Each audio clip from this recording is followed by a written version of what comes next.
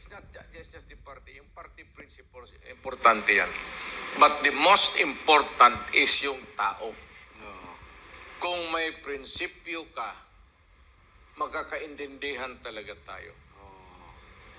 Ngayon, kung wala kang prinsipyo sa buhay, kaya ito, basta papayag ka lang just because it is wrong, and you say, pakisama, or you do the wrong thing, do not expect me to clap my hands every time that you make a stupid thing there.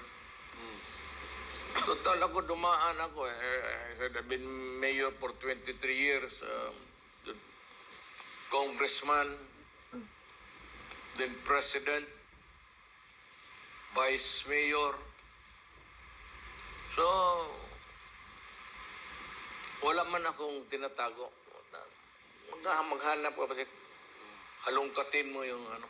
Sir, sa resumption po ng sesyon sa Kamara ay matapang po na nilinaw ni Speaker Martin Romualdez ang issue po ng paggamit nila ng pera sa Kongreso.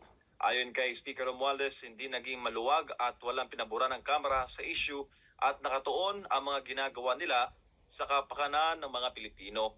Handa rin daw ang lider ng Kamara na tumayo laban sa kahit kanino at didepensahan ang kanilang mga pasya at aksyon sa harap ng mga issue ng pag-atake sa integridad ng Kamara.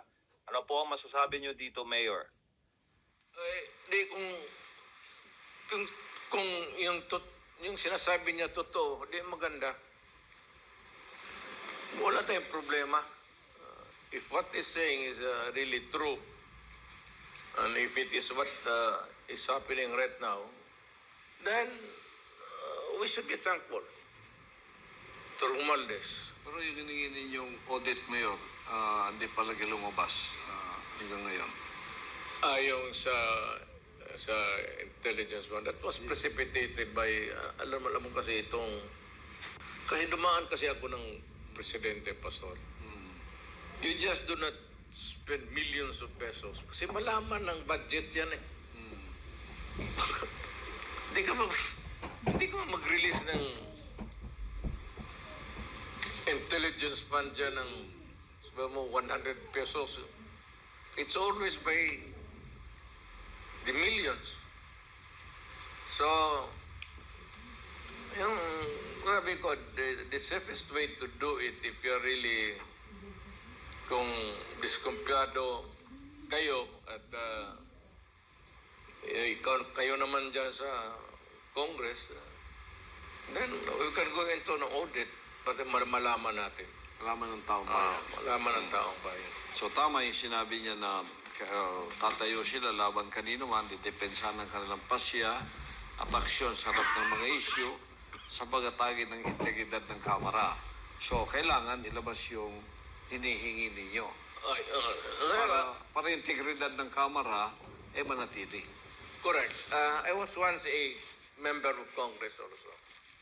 So, maski saan, nung presidente ako, the usual is, let's go into an audit. And make it public. Para walang, sabi mo, tinatago. Yung kasi yung audit, hindi naman pinapublish eh. But if there is something wrong, then we can always demand the information given to the public because under the Constitution, the right to be informed is sacred. So, Pastor, follow-up question lang po, sirs. Sa session din po, kanina Mayor, nag-resign po sa kalagitnaan ng plenary session si Pampanga Congressman Don Gonzales nang maipit po sa tanong ni Liberal Party President Edsel Lagman sa kung sino po yung nagsasalita laban sa institusyon. Bago niyo po bago niya po nabanggit ang niyo pong pangalan, ay nag-resign po muna siya bilang miyembro ng partido. Mayor, kayo po ang chairman ng PDP Laban. Ano pong masasabi niyo po at ang payo po ninyo sa inyong mga kapartido, Mayor? Maraming salamat po. I respect his decision to go out of the party, and I would encourage that those who are not in tune with us or hindi nyo nagustuhan,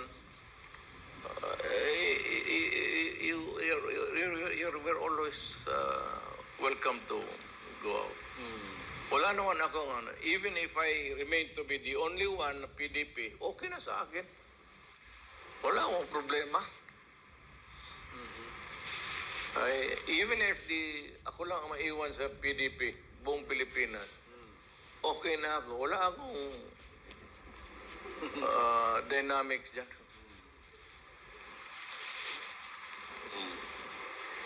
Maraming salamat po, Pastor. Maraming salamat po, Mayor. Alam Thank mo you, sir. kasi ganito yan eh. May kanya-kanya tayong prinsipyo.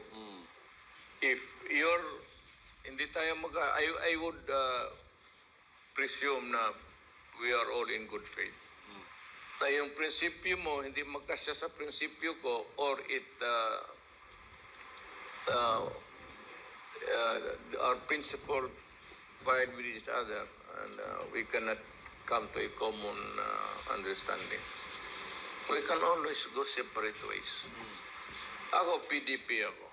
Ayun, kung hindi pa naman ako pinapaalis ng partido ko,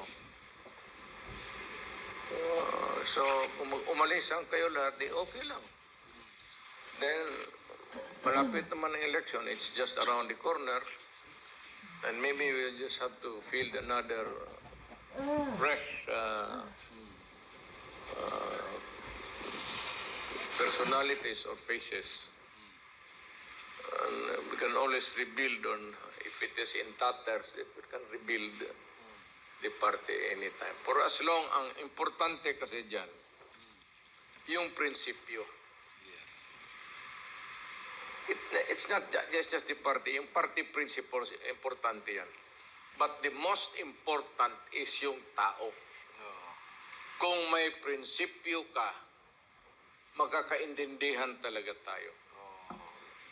Ngayon, kung wala kang prinsipyo sa buhay, ito, basta papayag ka lang just because it is wrong, and you say, pakisama, or you do the wrong thing, do not expect me to clap my hands every time that you make a stupid thing there.